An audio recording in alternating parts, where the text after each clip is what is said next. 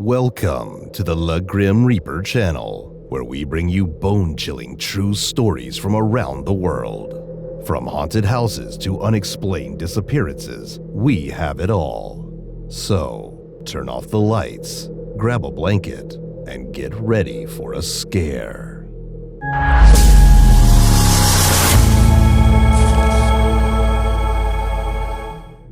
As a college student, I've always found solace in staying up late and studying during the quiet hours of the night. There's something about the stillness and the silence that allows me to focus and absorb information better. I guess you could say I'm a bit of a night owl. One evening, after an intense study session, I decided to take a break and go for a walk around the neighborhood. I had recently moved into a new apartment complex and I hadn't had the chance to explore the area yet. As I walked along the dimly lit streets, I stumbled upon an old, abandoned playground that was tucked away behind a row of trees. It was quite an eerie sight, with its rusted swings and weathered wooden benches, all engulfed by the shadows of the night.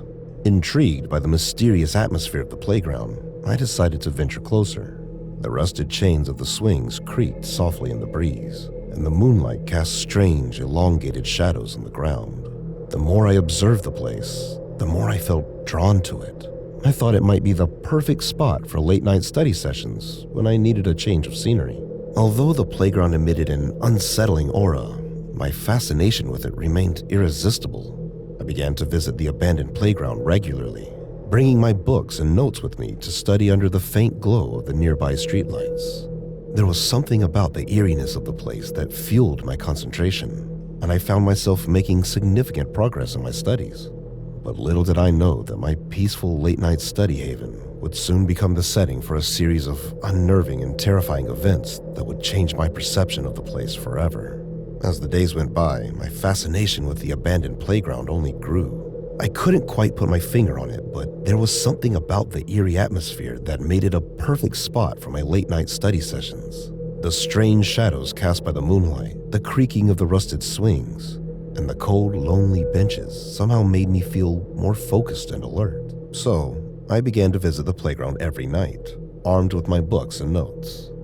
I would sit on one of the old wooden benches, which, despite their age, were surprisingly sturdy. The dim glow of the nearby streetlights provided just enough light for me to read by, and the silence of the night was occasionally interrupted by the soft creaking of the swings, swaying gently in the breeze. For a while, everything seemed fine. I felt like I had discovered a hidden gem, a secret spot where I could escape the distractions of the world and immerse myself in my studies. But as time went on, I started feeling that something was wrong. It was as if the playground was slowly revealing its true nature, and the unsettling atmosphere began to seep into my study sessions. Despite these growing feelings of unease, I continued to study at the playground. It was almost as if the place had cast a spell on me, and I couldn't tear myself away. One fateful night, as I sat on the bench, absorbed in my studies, I heard some strange whispering sounds. I lifted my head, scanning the dimly lit playground, and that's when I saw them. Two figures dressed in dark clothing and wearing unsettling masks were lurking at the edge of the playground. Their masks were grotesque, almost as if they were pulled straight from a nightmare, and their eyes seemed to bore into my very soul. At first, I tried to dismiss them as just some kids playing a prank, but there was something about their behavior that made me uneasy. They moved with a sinister grace, slowly pacing back and forth, never taking their eyes off me. It felt as if they were studying me just as intently as I was studying my books. I tried to ignore them, hoping that they would eventually lose interest and leave, but they only seemed to get closer, their presence weighing heavily on my mind. Every time I glanced up, I could see their masked faces, their hollow eyes watching my every move. The playground, which once felt like a sanctuary, now felt like a trap, and I was the prey. Realizing that I couldn't stay there any longer, I quickly gathered my belongings and decided to leave the area as fast as possible. Walking back toward my apartment, I started feeling like they were following me. Every rustle in the bushes or creak of a tree branch sent shivers down my spine, making me question if it was just my imagination or if the masked figures were actually tracking my movements. I glanced over my shoulder repeatedly, trying to catch a glimpse of anything out of the ordinary. And then I saw them. The masked figures standing in the distance, barely visible in the shadows. It seemed as if they had been following me the entire time, their intentions still a mystery. My heart raced, and I knew I had to get home as quickly as possible. I picked up the pace with a newfound sense of urgency, nearly sprinting toward my apartment. The feeling of their eyes on me never left, and I couldn't resist envisioning the outcome if they were to catch up with me. When I finally reached my apartment, I fumbled with my keys, my hands shaking with fear.